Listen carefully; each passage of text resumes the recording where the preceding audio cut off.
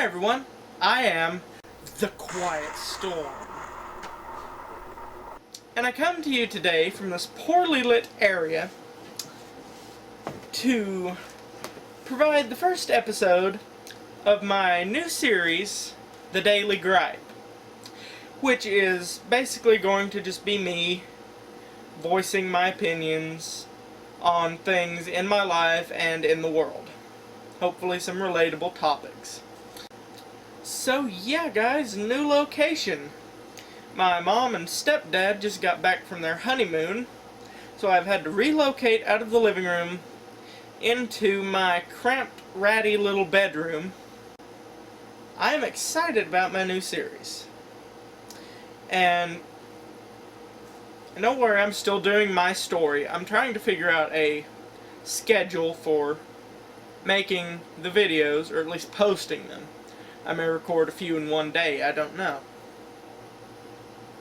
The title of this video, as you guys can see, is Schools Don't Understand. And that sounds like a broad idea. In the past week, where my mom and stepdad have been on their honeymoon, I've been the only one at home. And if that didn't make life stressful enough, each day I had to go to school. And I know what you're thinking. Somebody else complaining about going to school. Like, yeah, I get it. A lot of people complain about going to school. So instead of complaining about why people complain about going to school, how about this brand new idea of actually listening to why they don't like going to school? Which I hope anyone watching will do. I hope you listen to what I have to say. A few days ago, it was Wednesday, in my first hour class, we were given a worksheet, and we didn't finish. And what we didn't finish was meant to be homework. And that's what the teacher told us. And my problem wasn't that I didn't hear. It was just that it was first hour. It was not even 9:30 a.m. yet. And it was completely out of my memory by the time I got 20 feet down the hallway.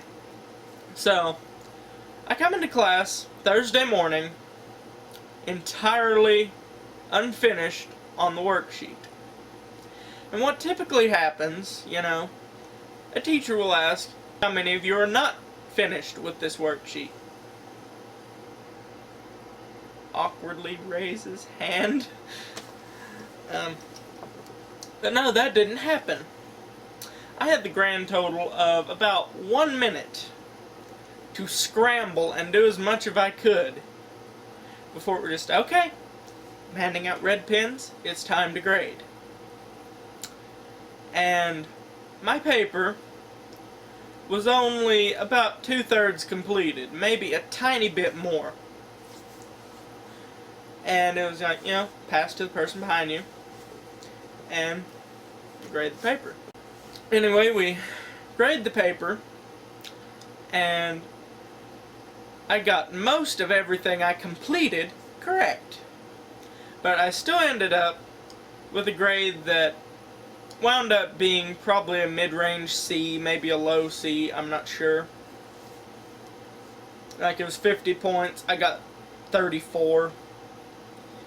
And I was angry. I was screaming mentally, do you not understand that I did not have a single spare minute last night? Because that evening, that Wednesday evening, I had been helping my friend with his Eagle Scout project.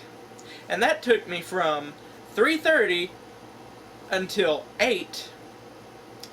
And at that point, I had to take another friend's stuff from my car to his house, then had to go feed my tribe of cats, which was a 30-minute round trip plus feeding and watering them. And it was 9 p.m. before I even stepped foot into this house. And by then, homework was completely gone from my mind. But, it bothered me slightly that the teacher could not read my mind and could not see that my entire life does not revolve around a compulsory education. And I'm not trying to give off the vibe of don't stay in school or anything like that. I'm just trying to let it be known that everyone has different circumstances. We all have different lives. If we didn't, we would all be boring. We would all be robots. But anyway, I got the bad grade on the paper, and we had to tell the teacher our scores from across the room. If having the bad grade wasn't bad enough, I had to say my score in front of the entire class. Social anxiety mind melt, and I just mentally exploded. So I got out my pen. I wish it had been a pencil. But I write this gripe, this complaint on the back of the paper. Like 3 or 4 lines long. I did not get home until 9 last night. I am not a robot like the school system expects me to be. It was something along those lines of just... The only reason I was comfortable with inscribing this lengthy complaint is because I was led to believe the teacher would not be picking up the papers. Guess what she did 5 minutes before class ended? Pass your papers up to the front of the row. I had inscribed my note in pen. If I had done it in pencil, I could have speedily erased. But I'm fairly certain she saw my complaint. And I wish I would have highlighted that I know it's not the teacher's fault that they have to shove so much random information down our throats all at once. That is the fault of the people who make the curriculum and whose only focus is testing. What bothers me about the curriculums of the courses at school is that they focus on tests, letters, numbers, grades, success, and failure. Perhaps that's one reason why I'm afraid to try things. Would you like to have some Funyuns? Sure. Perhaps the reason I am afraid now to really try things is because I have been taught since I was 5 years old that if you don't do something exactly how you're supposed to do it, guess what? You can fail.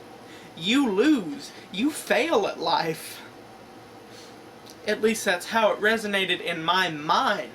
And I'm sure it's that way in the minds of others. I know it's not everyone, but I know I'm not the only school student on Earth who has the same mindset as I do.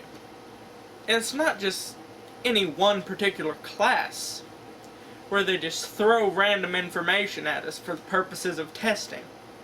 I would ask any adult, perhaps 30 or 35 and older, what the quadratic equation is.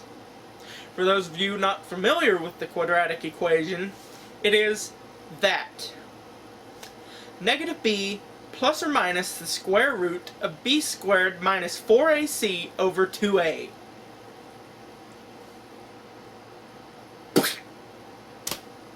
Like, what? And I can testify that we spent more time on that than we ever spent learning any kind of first aid or something practical for everyday life. The quadratic equation. Spent so much time on that. Got so many grades for that. I forgot it a month after I learned it, and I have not yet been in a situation where I even came remotely close to needing it. Now, these people say, well, this will be helpful in the real world. And I'm just sitting there like, yeah, if you go to like Harvard to be a rocket scientist, that's for the highest 5% to know, not the 95% that change tires and mop floors for a living. It's not that they weren't taught more skills, it's just that the skills the public schools prepare us for are the ones that do not have that many easy opportunities. Maybe people can't afford to go to Rocket Scientist University. Anyway, I could rant on and on. I know I'm gonna get some like hate comments for this. Like, I'm completely sure of that. But that doesn't bother me. This is my opinion. Opinions are made simply for the holder of them. Does this opinion hold true for anyone but myself? Maybe not. I just thought I would, like, say that. Because I think it's something that needs to be discussed. I think the way that the public schools are run in the United States, and perhaps other places, is something that needs to be discussed and reformed. But not by some top 5% egghead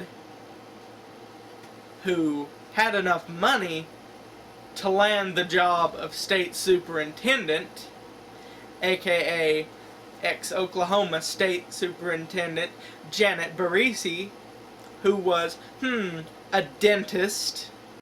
I could rant on for hours about this, but I won't. I'm trying to keep this video kind of brief for the sake of upload time and editing time. So, thank you for watching. Stay awesome, guys.